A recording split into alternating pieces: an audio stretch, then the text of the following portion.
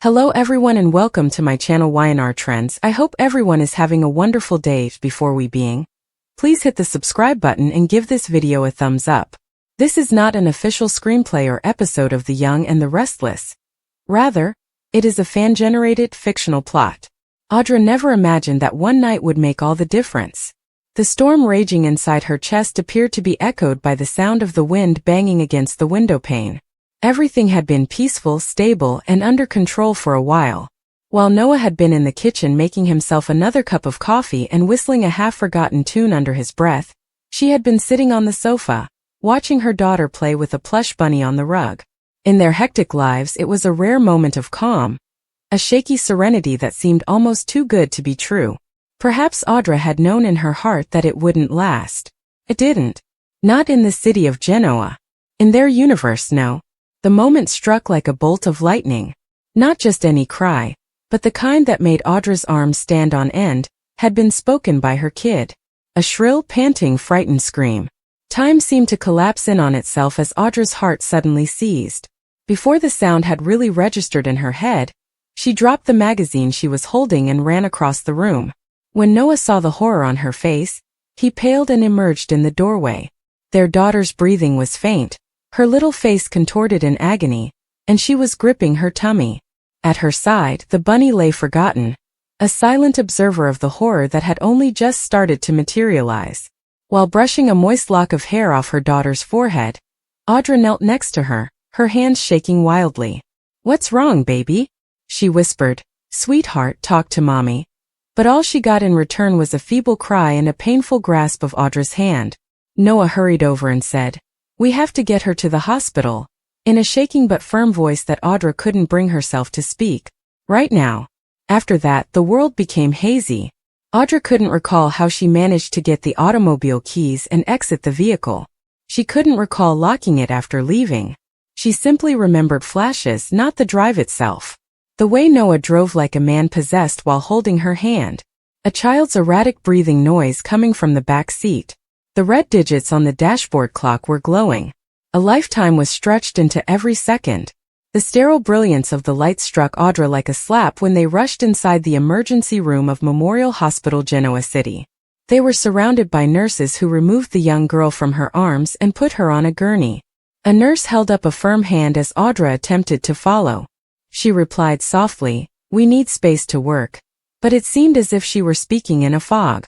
Audra's legs gave way and she staggered back, clinging to a chair's edge to prevent a complete collapse. At her side, Noah grounded her by putting his arm across her shoulders. In addition to being consoling, his touch served as a reminder of everything they had shattered, everything they had endured, and everything they may lose tonight. The distant cries of a baby down the corridor, the gentle but frantic banter of medical personnel, and the beeping of monitors all blended into one loud cacophony in Audra's mind. Hours or perhaps minutes went by. Here time meant nothing. Willing herself to remain strong, Audra pushed the heels of her palms against her eyes. Before she had been strong. She has experienced betrayal, lies, secrets, and public humiliation. None of that, however, was comparable to this. The worry that the most valuable item in her life would be disappearing just beyond the emergency room's swinging doors. At last a physician appeared. His solemn yet composed expression was enough to make Audra's stomach turn around. He started by saying, "She's stable for now," and the wave of relief that passed through Audra almost made her knees buckle. Then she heard the words that would stick in her mind. "We need to do further tests. It might be a small matter, but it might also be something more significant. We will soon know more. Something more grave." The words rang like a curse in her head. Once more, Noah's hand found hers and squeezed firmly. With a heavy, nearly shattering voice he muttered, "She will be fine. She must be all right." Audra nodded, but she couldn't talk because of her constricted throat. Her daughter's tiny figure was just barely discernible through the curtain's openings as she watched the physicians vanish down the hall once more. Never before has she felt so powerless. Then came the tears. Raw, hot, and unrestrained. With shaky hands, Audra covered her face and slumped into a chair. This was not the calm, strategic woman the world had known. This was a mother who was utterly afraid. With his eyes sparkling with his own unshed tears, Noah knelt before her. He mumbled, "Hey," as he brushed a lock of hair away from her wet cheek. "She is powerful. Similar to her mother." That's when Audra really snapped. She collapsed in front of him, embracing him and crying onto his shoulder. She had been on edge even around Noah for so long. But all the walls fell down tonight. With a gulp she said, "I can't lose her.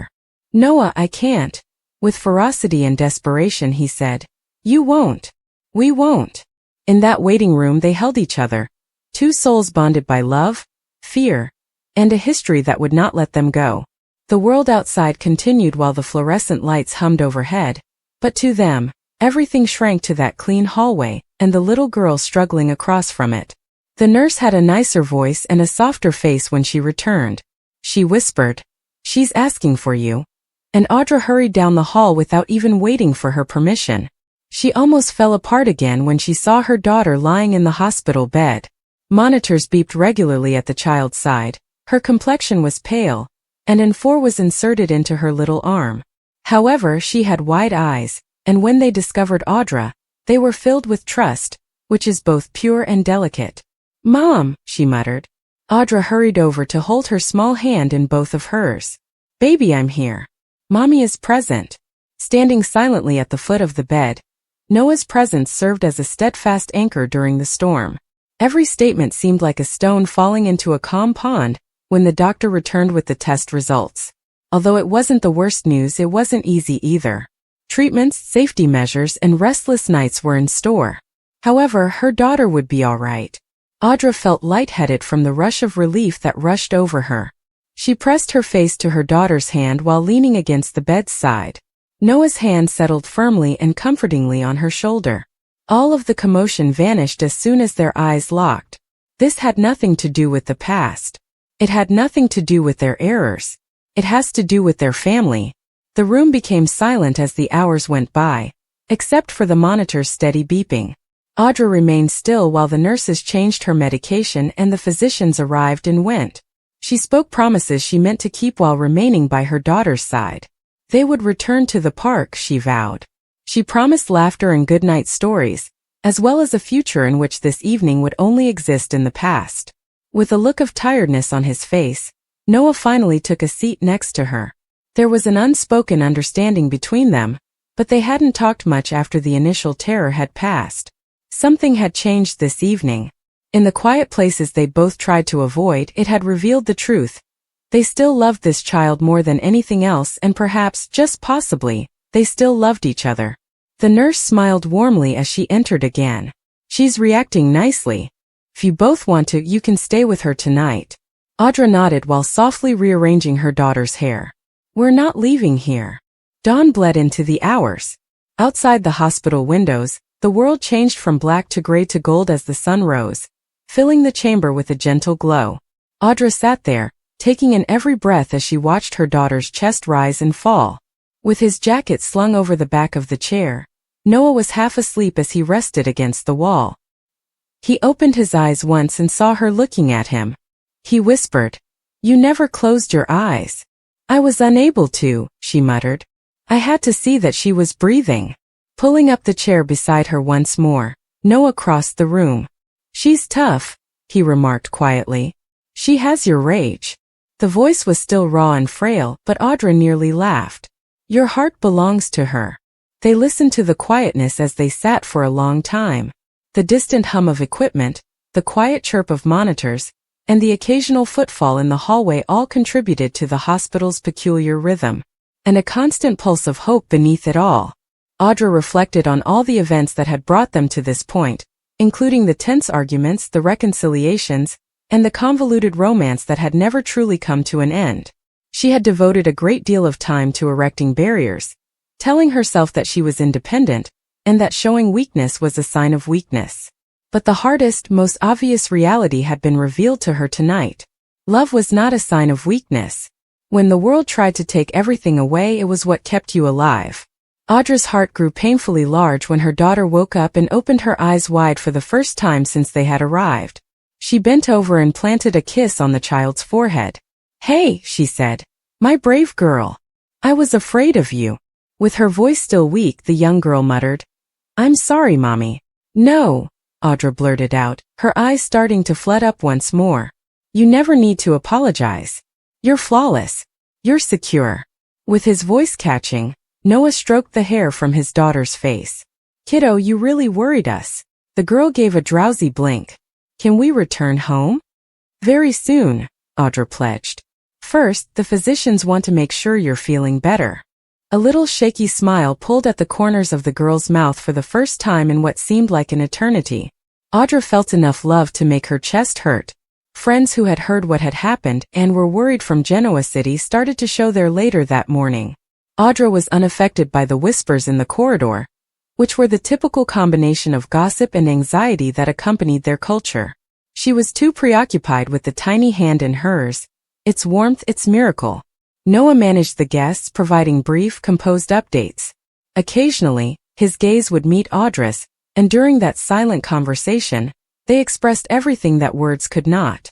The doctor came back by noon with more excellent news. The health of her daughter has fully stabilized.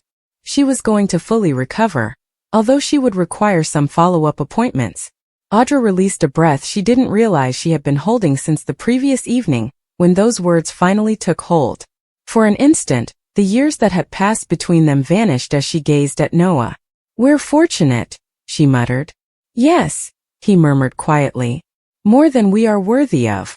When they were eventually released that evening, Audra cradled her kid in the backseat while Noah took them home. The city was silent, and the air outdoors smelled like rain. Like stars darting across the night sky, streetlights slid by. The young child dozed off on Audra's chest, breathing steadily and evenly. With a silent thank you to whatever force had given them another chance, Audra rubbed her hair. With the burden of the previous 24 hours bearing down on them both, Noah turned off the engine as they drew into the driveway and sat there for a while. I never want to experience that again, he remarked in a raspy voice. I don't either, Audra said. After carrying their baby inside, they gently placed her in her bed and stood there, watching her sleep in the gentle glow of the nightlight. Do you believe that this makes a difference? Quietly, Noah inquired. After a moment of hesitation, Audra looked up at him. I believe it served as a reminder of what's most important. Slowly he nodded. Me too. Their long silence was heavy with unspoken things, but it wasn't uncomfortable. Reaching up, Audra wiped a tear from her eye. She said, I thought I was going to lose her. And after I had that notion, everything else simply vanished. All the arguments, all the errors. It didn't matter at all. She could feel Noah's warmth as he took a step closer. She is everything to us, he uttered quietly. And I secretly believe that you are still mine as well. She gasped. She was at a loss for words for once. She did not, however, retreat. Just enough to recall what it was like to not be alone in this, she allowed herself to lean into him. Not everything was resolved that evening. They both understood that this was not a fairy tale. However, something changed. A gap in the armor. A glimmer of hope where there had before been only distance. Audra remained by her daughter for the following few days, hardly ever allowing her leave her side. Once more, the home was filled with guarded but genuine laughing. Noah also spent more time there, preparing breakfast, bringing small surprises, and making quiet attempts to be the consistent presence Audra and their daughter needed. Every night after the young girl went to sleep, Audra would stand in her room's doorway and listen to the gentle cadence of her breathing while she watched her chest rise and fall. It was the world's most exquisite sound. She had devoted a significant portion of her life to attempting to exert control over the story, the authority, and the people in her immediate vicinity. However, she was reminded of something greater than control by this fleeting, ideal moment. It made her think of love. A few weeks later, Audra, Noah, and their daughter were all in the park together on a calm Sunday morning, the sun shining on their faces and the sound of kids laughing filling the air. Her daughter's hair flew behind her like a flag as she sprinted ahead to the swings. Sitting next to each other on the bench, Noah and Audra observed her. She is unstoppable, Noah grinned. Like her mom and dad, Audra said quietly. They exchanged a glance that was full of possibilities and memories. Perhaps they were unable to change the past. But from here they might be able to create something better. And Audra let herself believe it for the first time in a long time. The weight of her fear finally left her as she lay back and enjoyed the warmth of the sun on her face. Their story still included the hospital, the tears, and the restless night. However, it no longer characterized them. They were now characterized by love, tenacity, and the silent, ferocious promise of the future. Adam had a heartfelt visit with Chelsea, and Audra drops a bombshell on Noah. Sally observes Adam at society and remarks, "You're up bright and early." They discuss her unemployment. If she had something else planned for the time off, she would love it. Adam is confident that something will surface. He still believes that it was a terrible mistake to let her go, and he wants to see her land the position that she so richly deserves. Sally inquires as to if he is doing okay. Adam hopes Chelsea is doing well because he hasn't heard from her yet. Chelsea informs Dr. Malone that she can't stop thinking about how she got here and her next course of action while she's at the institution. Sharon tells Billy on the patio of the coffee shop that Chelsea's therapist believes that things are going well, and that she may be prepared to tell Adam and Connor where she is and what's happening. She believes that the larger her support system, the better. Sharon gets the impression that Billy is still hesitant to include Adam. Jill informs Lily that they must make a decision on the IPO at Chancellor Winters. Lily lets out a sigh. Devin is totally against it. Jill cynically remarks that Billy is avoiding her and isn't present to offer his opinions. Lily suggests that he is doing something significant. He is assisting a friend who is going through a difficult time. Jill queries, "What friend?" "Chelsea," Lily replies. Jill thinks, well, and how concerned are we to be about that circumstance? Both Allie and Noah canoodle in crimson lights. Audra shows up at the doorway and observes them making out and teasing one another. Audra declares, "Hey." As Noah heads out to the club, he skirts her and leaves. She goes after it. Billy is caring for Connor on the patio, and he doesn't care how this impacts Adam. Sharon believes that they must tell the boy the truth about Chelsea's situation. Billy concurs. According to Sharon, they will collaborate with Adam to properly present it to him. Adam confides in Sally at society that he feels awful about Chelsea, and believes that Sharon and Billy are aware of the situation but are hiding it from him. At that moment, Billy texts him to ask to meet. Sally wishes he finds the answers he seeks. Adam yells, "Sally?" as she turns to leave. "Yes." She asks. "Thanks," he says. Adam becomes sarcastic when he joins Sharon and Billy on the patio of Crimson Lights. Billy informs him that this is not about their complaints, but rather about Chelsea. "All right," says Adam, nodding. "Chelsea, where are you? Is she all right?" Sharon assures him that his intuition was correct. Chelsea is receiving care in a facility after experiencing some emotional hurdles. Since it's been hard to justify her absence to Connor, Adam is annoyed that he's only now learning about it. This isn't great for anyone, especially Chelsea, according to Billy. Adam wants to see her. According to Billy, the therapist believes she is ready, and wants to be the one to inform Adam of what transpired. Adam doesn't require Billy to serve as a go-between. Sharon tells him that they're all attempting to cooperate here, and that Billy is currently the only person Chelsea can trust. When Audra enters his club, Noah is rearranging candles when she asks, "When will you stop punishing me?" Noah questions why she continues to appear and encroach on his life. Their relationship terminated because it was unhealthy. Audra gripes that when they are together, he is harsh and confrontational and uses a cruel tone. Noah believes that they ought to stay apart.